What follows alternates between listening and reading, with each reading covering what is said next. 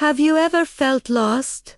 Like everything you once held dear has been taken from you? It's a feeling of deep emptiness, a journey through a dark valley. Today, we're diving into a story from the Bible that begins in just such a place, but blossoms into one of the most beautiful tales of loyalty, love, and redemption. This is the story of Ruth, Naomi, and Boaz. Our story starts with a woman named Naomi. Driven from her home in Bethlehem by a famine, she, her husband, and their 2 sons settle in the foreign land of Moab. For a while, life seems to be rebuilding. Her sons marry Moabite women, Orpah and Ruth. But then, tragedy strikes. Not once, but 3 times. Naomi's husband dies. Then, her 2 beloved sons also pass away, leaving Naomi and her 2 daughters-in-law as widows in a land that was never truly their home. Heartbroken and destitute, Naomi decides to return to Bethlehem. She turns to Orpah and Ruth and urges them to go back to their own families, where they might find new husbands and a fresh start. It's a moment of pure, selfless love. Naomi, with nothing left to offer, wants the best for them. After much weeping, Orpah kisses her mother-in-law goodbye and leaves. But Ruth clings to Naomi. And here, we hear some of the most powerful words ever spoken about loyalty. Ruth says, "Don't urge me to leave you or to turn back from you. Where you go, I will go, and where you stay, I will stay. Your people will be my people, and your God my God. Where you die, I will die, and there I will be buried." Can you imagine that level of commitment? Ruth chooses a future of uncertainty with Naomi over a future of familiarity without her. She chooses family, not by blood, but by bond. So, the 2 women, one bitter from loss and the other steadfast in her love, arrive in Bethlehem. Naomi, so changed by her grief, tells the townspeople to call her Mara, which means bitter. To survive, Ruth goes to glean leftover grain in the fields of provision made for the poor. By what seems like chance, she ends up in a field belonging to a man named Boaz. Now, Boaz is not just any man. He's a respected, wealthy landowner, and as it turns out, a relative of Naomi's late husband. When he sees Ruth working diligently in his field, he's intrigued. He's already heard about her incredible loyalty to Naomi.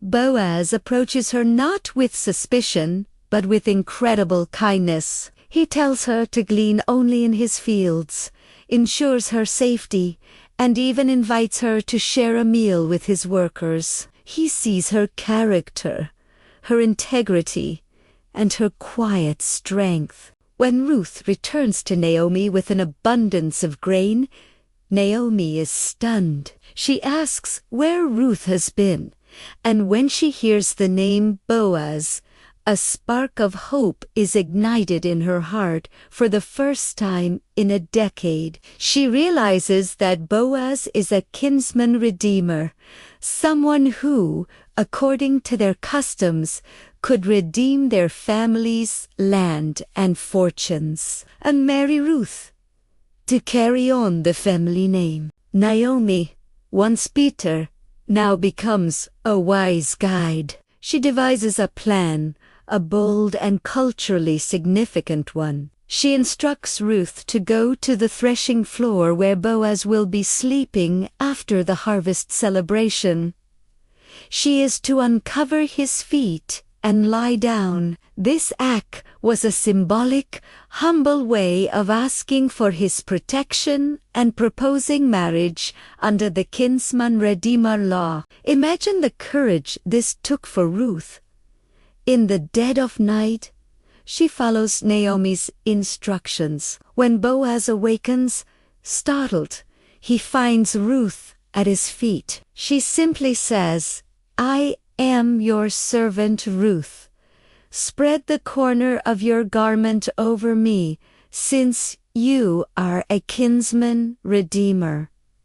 Boaz is deeply moved. He praises her for her virtue, noting that she didn't seek a younger or richer man, but instead chose to honor her family's legacy. There's just one complication.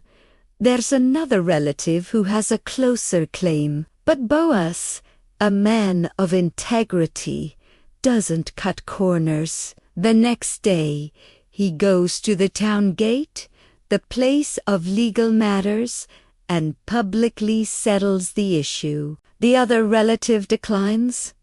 So Boaz joyfully proclaims to the elders that he will redeem the land and take Ruth as his wife. And so Ruth, the Moabitess, the foreigner who arrived with nothing but a loyal heart, marries Boaz, the kind and honorable man from Bethlehem. Their union is blessed with a son named Obed. This baby brings immense joy to Naomi, who the townswomen say now has a redeemer who will care for her in her old age. The woman who was once empty is now full. But the story doesn't end there. The final verse of the book of Ruth reveals something astonishing. Their son, Obed, would become the father of Jesse, and Jesse would become the father of David, the great King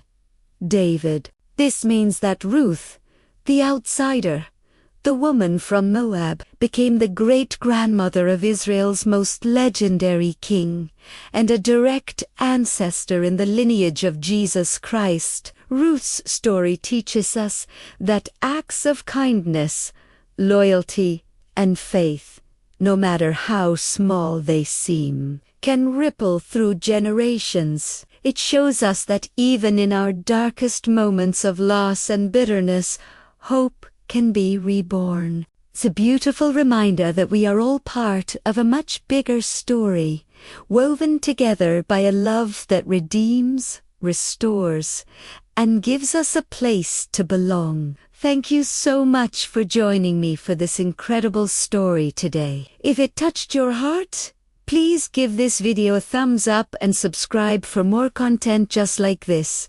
We'd love to have you as part of our community. See you in the next video.